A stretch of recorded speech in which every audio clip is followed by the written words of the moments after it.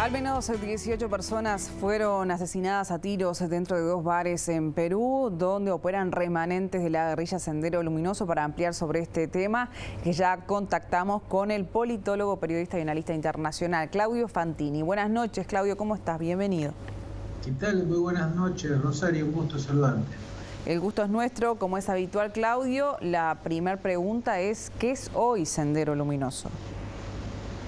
Bueno, indudablemente ya está lejos de aquello que fue una sanguinaria maquinaria de matar y lo sigue siendo. En ese caso no hubo cambios, pero este es un sendero residual, ¿no? Una milicia que quedó como residuo en rincones de la selva ayacuchana, y que sobrevivió o pudo subsistir, pudo mantenerse existiendo tras el descalabro del Sendero Luminoso en la década de los 90, gracias a que se asoció con el narcotráfico.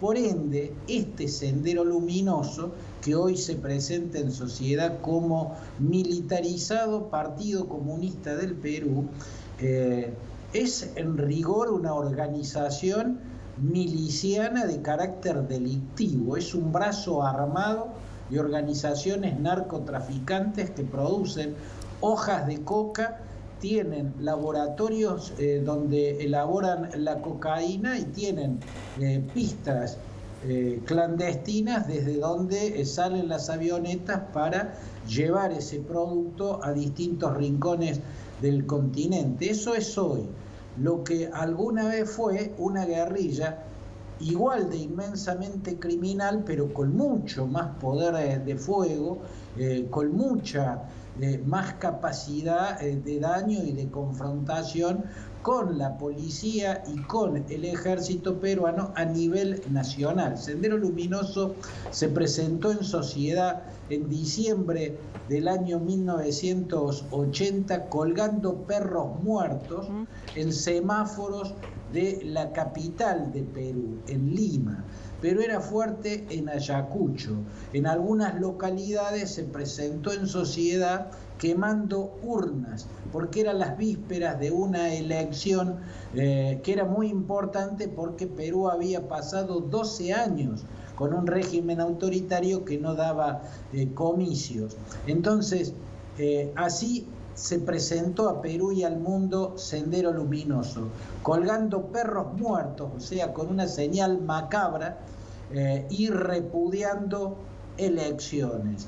Era una guerrilla maoísta que se había originado en una facción extrema del Partido Comunista que se llamó Bandera Roja y que había sido fundada por 2 profesores de la Facultad de Filosofía de la Universidad de Ayacucho, Abimael Guzmán y Osman Morote.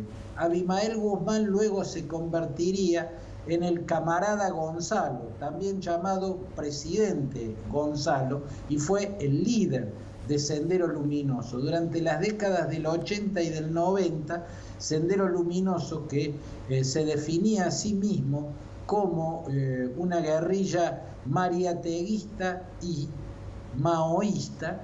Mariateguista es por el pensamiento de José Carlos Mariátegui, que fue el fundador del Partido Comunista, que nació en 1968 en 1928, con el nombre de Partido Socialista del Perú, y fue también un valioso intelectual que tradujo El Capital, fue la primera traducción del Capital de Karl Marx al español, y además escribió obras como Los 7 ensayos de interpretación de la realidad peruana, ¿no? Donde aparece el ideólogo Mariátegui proponiendo el factor indígena en los procesos revolucionarios de América Latina. Por cierto, Mariátegui no hubiera adherido al fanatismo criminal de niveles demenciales que caracterizó a Sendero Luminoso, que en realidad parecía inspirado en el Khmer Rouge, la guerrilla de Camboya que en la década del 70 conquistó el poder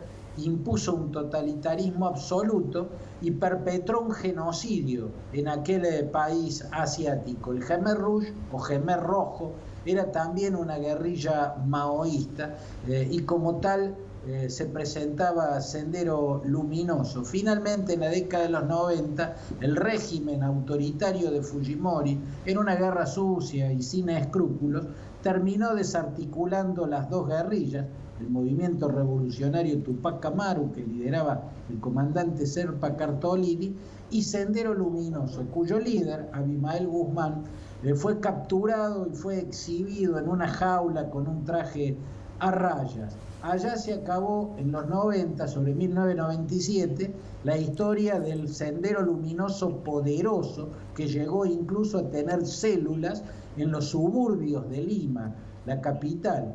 El actual Sendero Luminoso es el que existe en las 2 últimas décadas, es un senderismo residual asociado con el narcotráfico, pero que asoma la cabeza en cada antesala electoral con una masacre, como lo ha hecho ahora, y lo hace cada vez que hay una elección importante en el Perú. Claudio, ya para finalizar brevemente te pido, ¿cuál sería el objetivo que persigue entonces Sendero Luminoso con este tipo de masacres que realiza? Curiosamente, Rosario, o de manera paradojal, podríamos decir que pareciera que quiere beneficiar a Keiko Fujimori, la hija del déspota que desarticuló, que venció en los campos de batalla al senderismo. Digo que pareciera que quiere beneficiarla porque después de la masacre lo que publicó fue una suerte de proclama en la cual llama a los peruanos a no votar en lo que considera una elección burguesa, pero repudia puntualmente a Keiko Fujimori. Dice que votar por Keiko Fujimori va a ser considerado una traición. Y en el Perú, que vivió a Sendero Luminoso como una pesadilla espeluznante y atroz, que Sendero Luminoso te ataque es un favor político que te hace. Es como si eras un funcionario policial en la Chicago de la década del 20 del siglo pasado y te atacaba Al Capone. Más que debilitarte políticamente, te potenciaba tener como enemigo a Al Capone. Lo mismo ocurre con Sendero Luminoso y la comandancia de Sendero Luminoso no puede ignorar que atacando a Keiko Fujimori, que pidiendo que no voten a Keiko Fujimori, en realidad la está favoreciendo. Y esto es curioso, porque Keiko Fujimori es la candidata de derecha que va a dirimir la presidencia, este domingo no, sino el siguiente, contra un candidato de izquierda de un partido, Perú Libre, que se reivindica marxista y mariateísta, como también se reivindica Sendero Luminoso. Por eso es muy raro, es inquietante y es oscuro lo que plantea en esa proclama Sendero Luminoso, aunque por cierto la más macabra de sus señales la dio con la masacre cometida, ¿no? Sin dudas. Claudio, muchas gracias por tu análisis por el día de hoy. Un gusto, Rosario, hasta siempre.